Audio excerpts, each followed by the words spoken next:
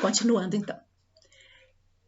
Vocês vão perceber que logo de saída ele vai fazer uma referência ao Descartes, que é um autor que eu sei que vocês leram um pouco nas aulas de filosofia e que, né, chega a uma certa conclusão que se tornou uma frase universalmente conhecida, mesmo para quem não tem nem ideia do que é que ele está falando, que é a frase penso, logo existo.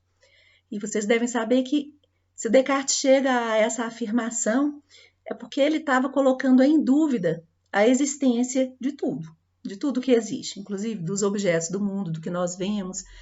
E o processo dele, nas suas meditações, é percorrer um fio, né, um fio de pensamento mesmo, de argumentação clara e distinta. Ideias claras e distintas era o objetivo primeiro do Descartes com seu pensamento.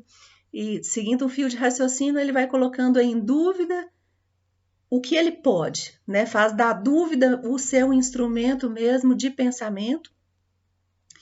E seguindo no exercício da dúvida, chega a duvidar da existência dos objetos, mas acaba chegando à conclusão de que há uma coisa da qual ele não pode duvidar, que é do fato mesmo de que ele está duvidando. Estar duvidando é estar pensando. E daí, então, a noção de que o pensamento é algo indubitável, algo que ele não pode colocar em dúvida, e por isso, se é ele próprio que pensa, a partir da realidade do pensamento, chega à afirmação da realidade do seu próprio eu. E por isso, então, se eu penso, eu existo. Né? Isso que quer dizer essa frasezinha famosa. O Descartes vai partir disso, ele também gostaria de fazer esse exercício de dúvida, tanto que um dos seus livros vai se chamar Meditações também, Meditações Cartesianas. Ele está inspirado pelo Descartes, ele vai seguir essa ideia mesmo de pensar qual que é o núcleo mínimo, qual que é a coisa mínima onde eu posso me segurar. Assim como Descartes, o Russell quer encontrar uma unidade mínima de segurança dentro de um edifício mesmo aí da filosofia ou do conhecimento. Só que o Russell vai afirmar também a existência do objeto, né? Do mundo fora da consciência. Isso não é colocado em dúvida, isso diz respeito a uma afirmação da experiência humana. A experiência humana se baseia num contato com o mundo. Porque, seguindo um pouco ainda a linha do Descartes, ele vai dizer, sim, o pensamento existe. Mas ele vai afirmar ainda, o conhecimento existe também, no sentido de que algum conhecimento é possível. Se algum conhecimento é possível, fica implicada a existência do objeto conhecido. Isso quer dizer o quê? Que a consciência ela não pode existir sozinha.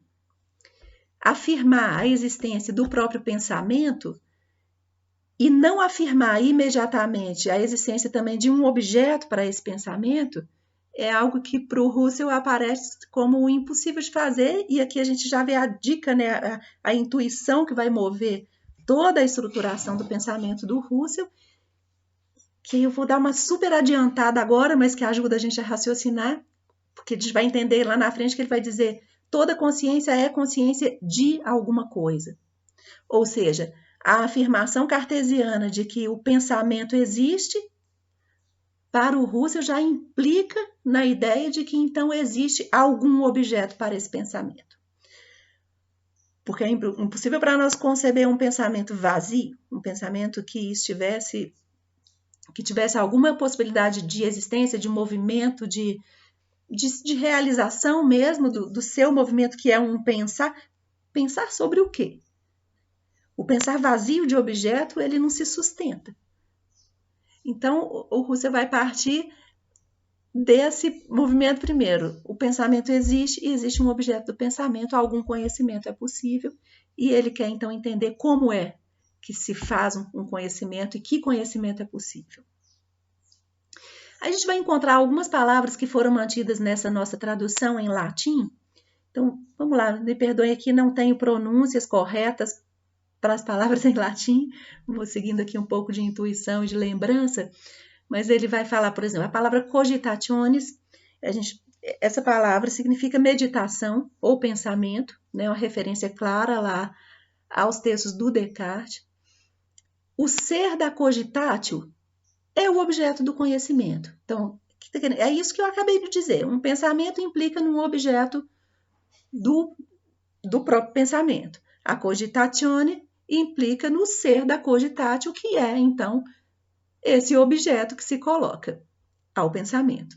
Tá? Então, a gente tem o fenômeno, que vai aparecer também como fenômeno cognoscitivo, que é isso que ele, né, chama também de ser da cogitatio. É aquilo que se quer conhecer, aquilo que está colocado ao pensamento.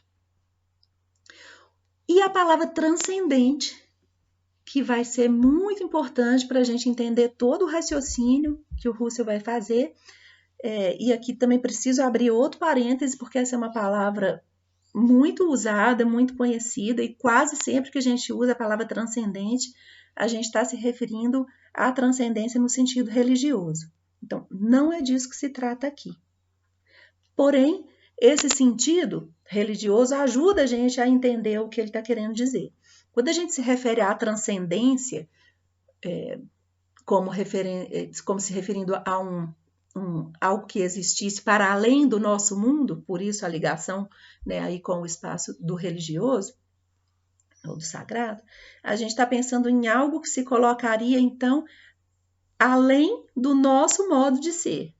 Então, essa ideia do além de determinada situação limitada, no caso do divino ou do transcendente, a gente está se referindo a um além de toda a nossa existência, né? De tudo que confere, a gente pode pensar assim, todas as nossas limitações. Só que esse movimento do além de certo limite, a gente pode fazer a analogia e recolocar isso para outras situações, que não implicam necessariamente no pensamento de Deus ou do religioso. Que é, então, para o Russell, no primeiro momento, o transcendente ao ato do conhecimento é o que está além do objeto do conhecimento. Tá? Então, se ele está tentando olhar para essa situação imediata de uma consciência conhecendo um objeto, qualquer coisa que não faça parte desse ato, desse momento, dessa situação do conhecimento, é transcendente a essa situação. Tá? Então, por enquanto, vamos ficar com essa ideia. E por isso ele vai dizer que para a gente conhecer melhor é preciso praticar a redução. Aqui nesse texto a gente vai encontrar a expressão redução gnosiológica, mas que depois ele vai chamar também no próprio texto de redução fenomenológica. E redução fenomenológica é a expressão mais encontrada. Depois, nos próprios textos do Russell e também quando as pessoas se referem aos trabalhos do Russell, a gente encontra muito a expressão simplesmente redução fenomenológica ou simplesmente só redução. Vocês vão encontrar muito também a redução. A redução diz respeito à retirada de tudo que é transcendente ao ato do conhecimento, para que o conhecimento possa se dar da melhor maneira possível. A gente pode... Aí você deve estar se perguntando o quê? O que seria o transcendente, né? O ato do conhecimento. Eu estou aqui diante de um objeto qualquer e prepara... Então, ele está falando, para que você realmente se abra a esse ato de conhecimento aqui, é necessário se esvaziar ou se despir de todas as transcendências. Então, vamos imaginar um exemplo mais fácil para nós no campo da psicologia e com o qual nós vamos nos deparar o tempo todo, que seja o psicólogo teórico ou um terapeuta se colocando de frente a outra pessoa.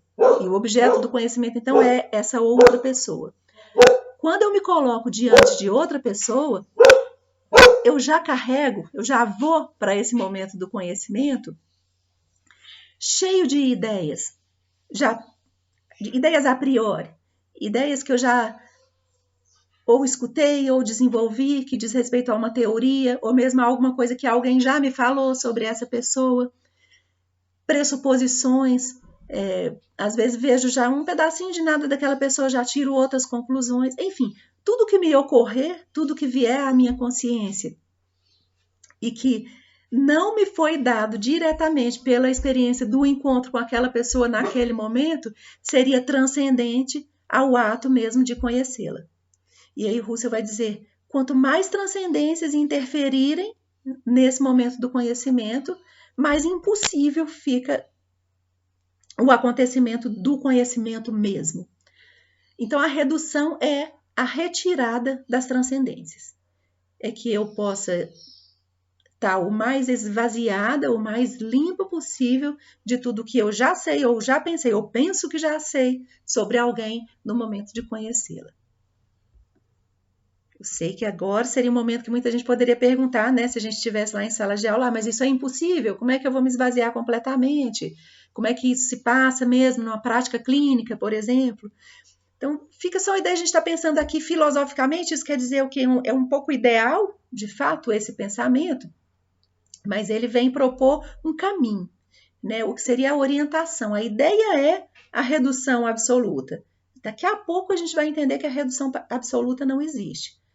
Mas o fato de entender que eu não posso me esvaziar absolutamente não quer dizer que eu não devo me colocar sempre no caminho do esvaziamento ou né, da prática da redução.